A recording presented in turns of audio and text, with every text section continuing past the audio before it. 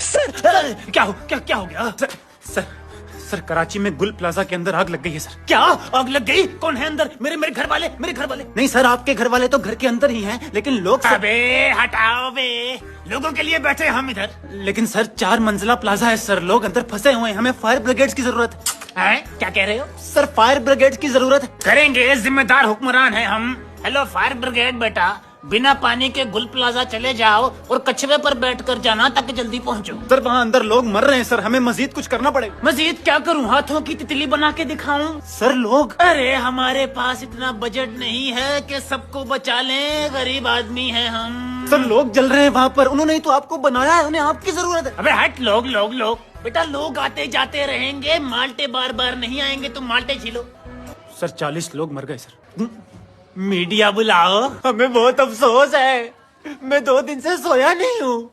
जितने भी लोगों की